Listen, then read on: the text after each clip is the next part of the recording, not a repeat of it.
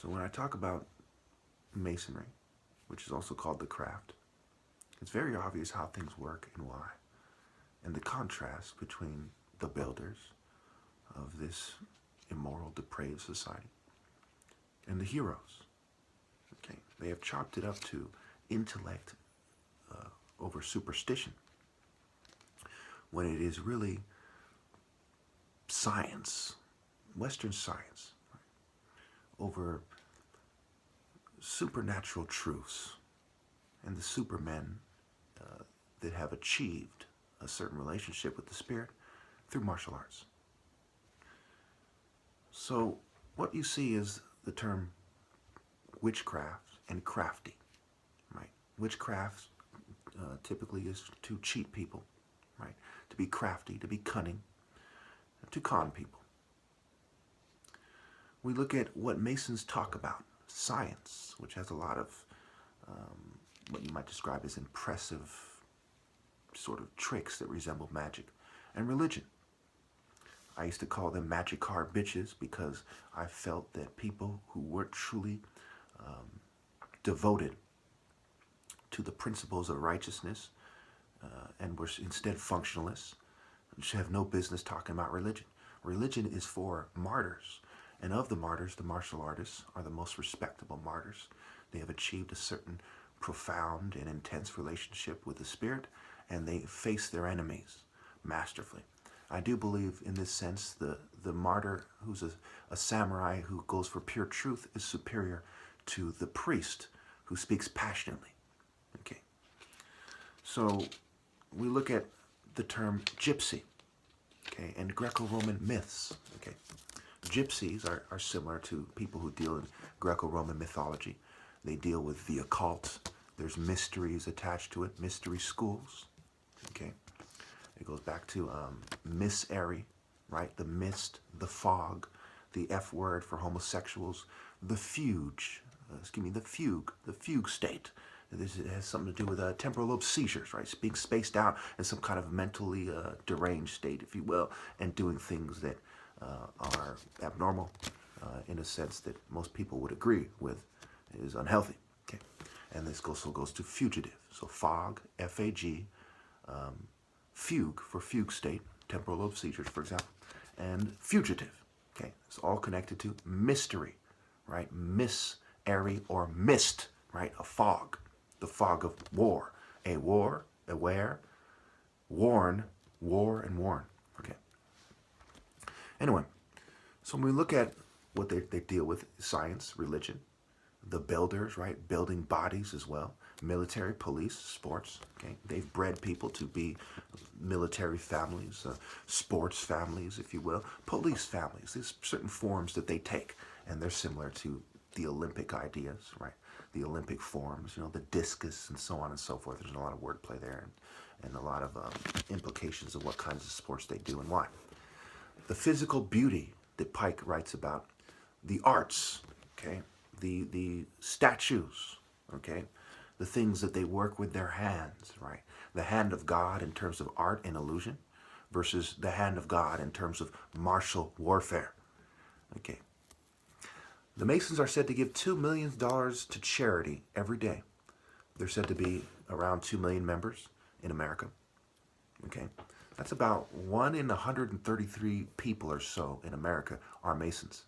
That's about around 2/3% of the entire population of America is Masons, almost 1%, right? Approaching 1%, we'll say. 60, 2/3 of 1% of a percent. Anyway, so we see that Francis Galton was a Mason. He coined the term eugenics. This has everything to do with controlling breeding. King Solomon's Temple is a popular topic in Masonry and people that discuss things related to Masonry. Okay, rebuilding his temple. Who was King Solomon? He had many wives, many concubines. Okay, and this also goes back to the Luciferian doctrine, right? Being the boundaries of Masonry.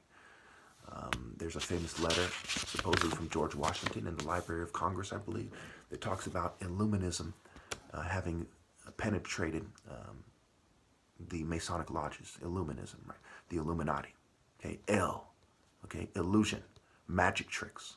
This is why a lot of people through Hollywood and Houdini and so on have connected the secret societies to Masonry, and Masonry to magic, witchcraft, right? Illusion, magic tricks. Okay, instead of giving you the authentic spirit of God, they give you magic tricks and science to help them refine their magic tricks. That's also why, with all due respect, I call them magic card bitches.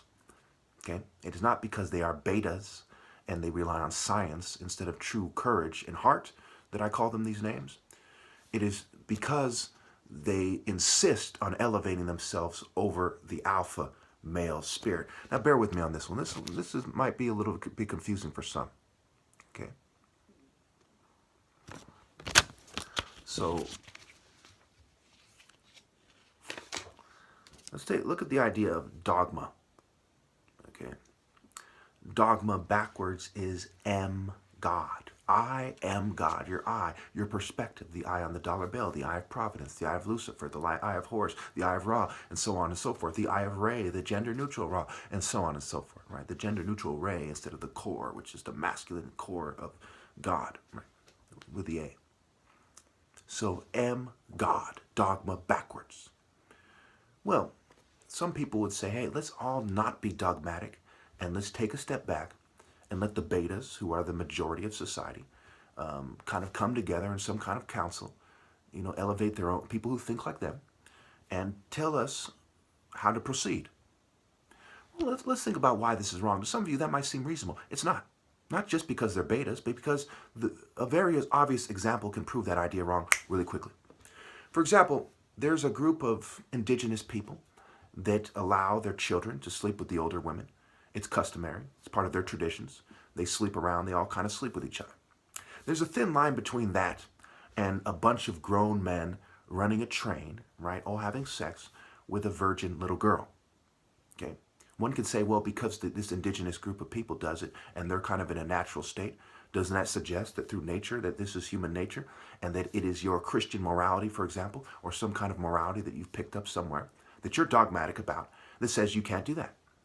Instead of this being an irrefutable, non-negotiable truth that it is wrong to do this to this young girl before she's had a chance to choose.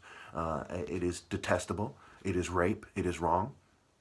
Some people would say this is part of bringing light out of darkness. Okay, so certainly the more insightful and honest of you can agree that there are some things that one should be dogmatic about. Now, as people explore this idea, let's say, well, who's right in this situation? This leads us to the sparring. The betas have the option of putting their minds together and without cheating, okay, helping a martial artist represent their view and spar this other guy. If they're really as scientific as they claim to be, and that they're right, and if they're right, shouldn't they win? Why wouldn't they? The majority of people are betas. There are martial artists who practice, who see things more like them. Just because they don't have a scientific mind doesn't mean they don't agree that they should be able to abuse little girls and stuff like that. Okay? So shouldn't they come together and train somebody to spar someone like me? In fact, that's what they used to do in Egypt. That's how the Egyptians were united. Narmer conquered the beta representative of Set, and Horus became the archetype of Pharaoh. This was done before. Mankind has been here before, and they have proven that the dogma of true martial arts principles should create the order, and it is an alpha order, not a craftsman order, not crafty, not witchcraft in charge, not gypsy nonsense, not Orphic mysteries, but the true martial arts order of God, which is the Neccan sort of order, that the ideas that they're touching on. Okay? Even if the Neccans people weren't the alphas of the entire planet, mind you, which I do believe they were at the time, doesn't mean that the idea isn't right. The idea also has implications on ill-gotten gains. You cannot discriminate and cheat people out of their rightful place and then turn around and say that you are more familiar with righteousness and the Spirit of God than everyone else alive, therefore you should be in charge. Either you give the natural bloodline its chance to naturally express itself, and don't come together as beta scientists and do eugenics and keep them from reproducing, okay? Or you cannot make this argument.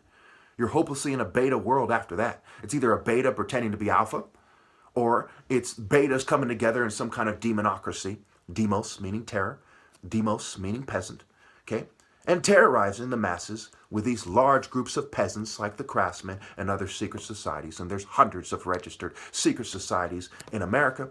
And certainly because they are craftsmen and engineers and electricians, they have certain relationships with corporations, and they've been allowed to spread.